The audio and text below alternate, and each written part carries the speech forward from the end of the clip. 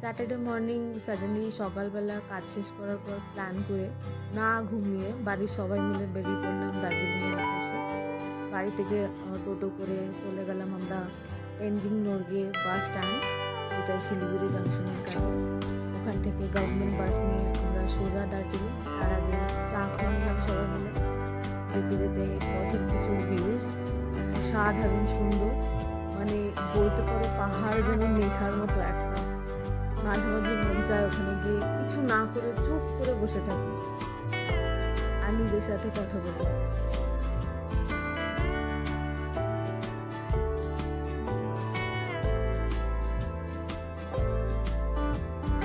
তারপর এখানে দিল বাস হল্ট। জায়গাটার নাম আমি বলতে পারবো না, বাট ভিউজ ভীষণ সুন্দর ছিল। তো ওখানে আমরা কিছুক্ষণ সবাই মিলে টাইম স্পেন্ড করলাম। তারপর ওখান থেকে ব্রেকফাস্ট করে বাসে চেপে পৌঁছে যাব দার্জিলিংয়ে।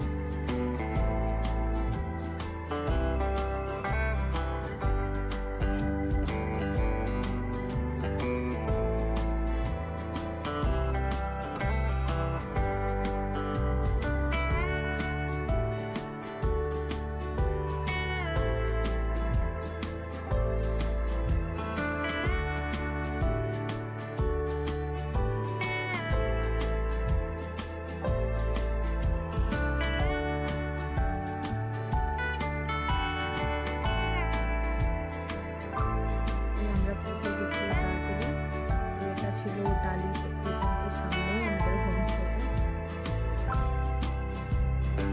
নাম ছিল বাসকুটি। আমি মেকমাইট্রিপ থেকে বুক করে গেছিলাম রিভিউ দেখে।